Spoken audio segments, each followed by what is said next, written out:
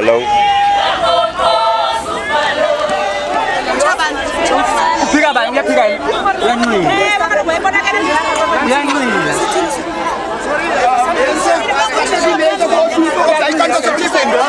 I'm sorry.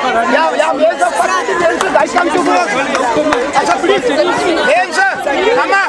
Mama, come this side.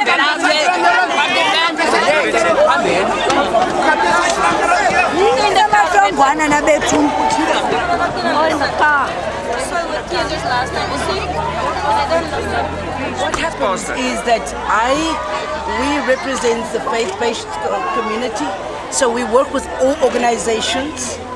And now what has happened, last night we were together with Minister Dan Kato, where we had a meeting in Dau to show our prayers towards the family. And also what we found is that the family needed some food. The mother didn't even have some taxi fare to go to the hospital.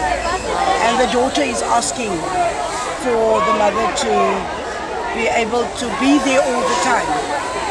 I've also tried to mobilize somebody to go and buy a gift for the daughter as a little doll, and also some gifts to them.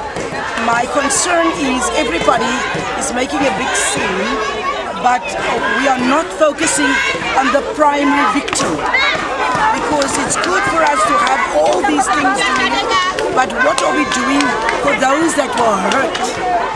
And I'm praying for everybody to be able to prioritize and to say, let us work on a baseline from the victims, the mother, the grandmother and the children, right to the hospital. There must be people mobilized to care for the family. And then from there, yes, we have standing here also to come and say, this is how we feel according to justice. And my concerns are at the moment in time, who is the one that says this must be done and that must be done? Does it happen automatically that the social worker thinks this way, that this person thinks that way? We're going to have to collaborate with some people that have the authority to say, if something happens, this is the plan of action.